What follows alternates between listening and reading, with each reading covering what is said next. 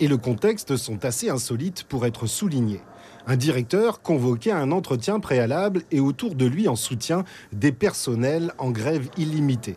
Voici planté le décor de ce qui ferait un bon vaudeville s'il ne s'agissait du service public.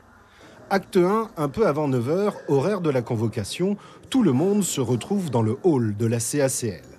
Acte 2, scène 1, 9h30, le directeur et les conseillers du salarié qui l'accompagnent montent à l'étage où doit se tenir l'entretien. Scène 2 de l'acte 2, les grévistes leur emboîtent le pas, histoire de mettre la pression. Acte 3, hors et avant procédure, le vice-président de la CACL et le directeur de la RCT s'entretiennent dans un bureau. Acte 4, un quart d'heure plus tard, tout le monde entre en salle de réunion pour le dit entretien.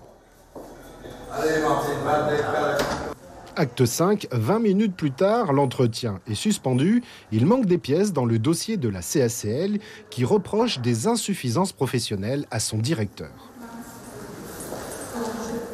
Le dialogue s'est ouvert effectivement, mais on peut remarquer quand même avec beaucoup de soubresauts et beaucoup de changements de temps, de changements de procédure, enfin bon.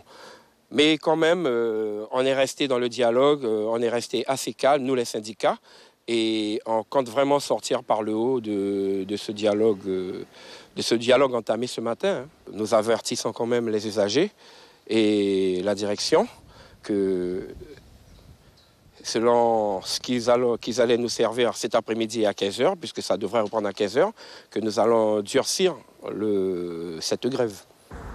Les protagonistes vont donc se retrouver à 15 h. Pour l'heure, le préavis n'est pas suspendu. À la RCT et à l'agglo, on ménage ses effets et c'est l'usager qui en fait les frais.